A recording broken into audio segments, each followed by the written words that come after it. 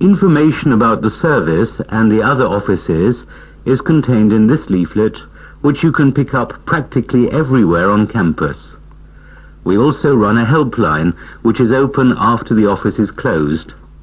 The number for the line is 0345 1607 2390. This number, with all the others, my own included, is contained in the leaflet. Obviously, we would like to make the helpline available 24 hours a day, but the money simply isn't there. So we have to rely on the generosity of volunteers. I can say on average the line is open about 3 hours per evening, most evenings, and roughly 8 hours at weekends. If there is no one to take your call, or in the event of an emergency, there will be a message on the answering machine which will give you other contact numbers.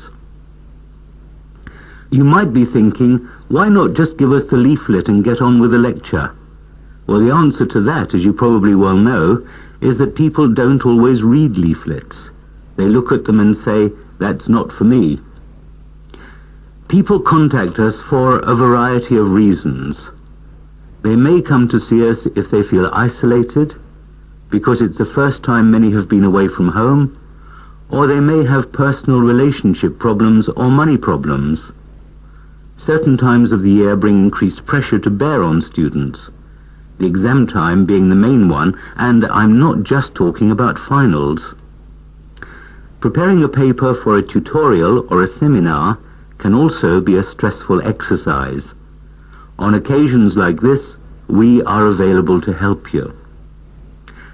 We don't pretend that we have an answer for every problem, but we can try and help. And if we can't, we can usually refer you to someone who can.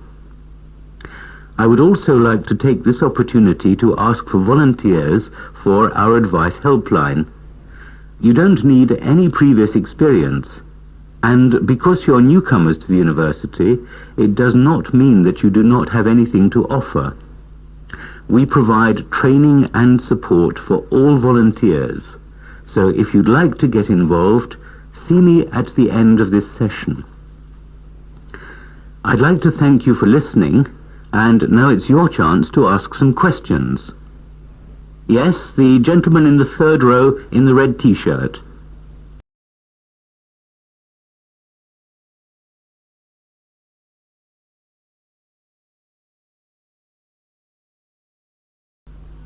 Good afternoon, and welcome to everybody. My name is Dr. Paulette Southfield, and I specialize in European product design in the Department of Product and Furniture Design. It's fallen on me to kick off your first term with the introductory lecture. And after much thought looking for a fancy title, I decided to call my talk today simply, What is Design For? What is design for is one of the most important questions that we seek to answer in this department. After all, an electric kettle is no more than a vessel with a heating element, a chair no more than a seat and back with enough legs for support, and a motor car no more than a box with seats, 4 wheels and an engine.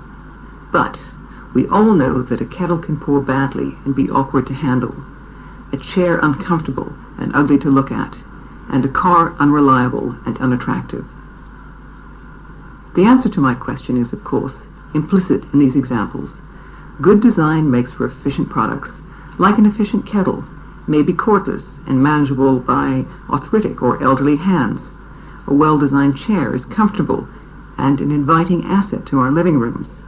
And a carefully designed car combines maximum safety, comfort, and elegance. The conclusion we can draw from this is that the role of design, to paraphrase Terence Conran, is to ensure that things do the job they were intended to do, that they are well made and efficient, and that they're pleasing to use and to look at. There are, however, other reasons for the importance of design.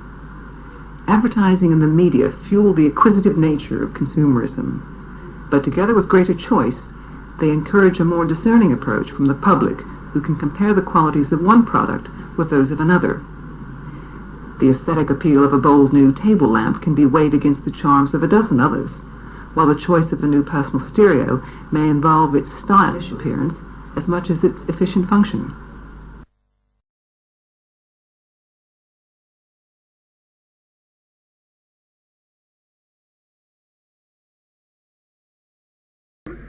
What about you, Terry? At the moment, 3. And your friend Arnold? 20. 20? Yes, but it doesn't matter at the moment. What matters is that you develop your reading speed to suit the circumstances. You could still stick to your reading speed of 25 pages an hour for leisure purposes, but double your reading speed for, say, reading journals or academic texts.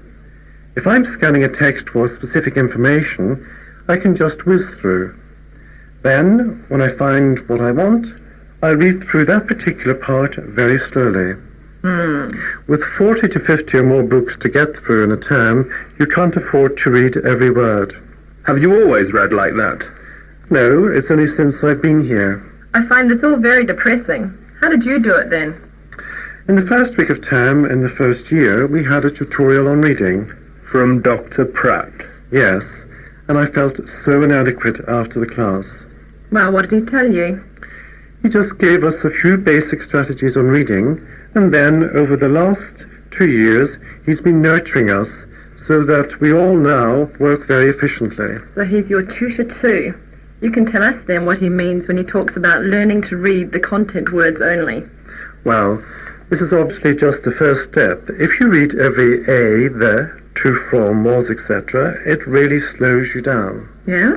But if you train your eye to look at the nouns, verbs, adverbs, and adjectives... Assuming you know what they are.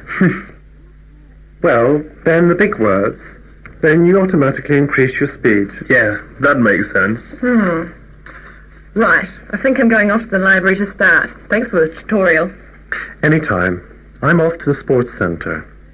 By the way, what was your reading speed per hour when you first came here? 25.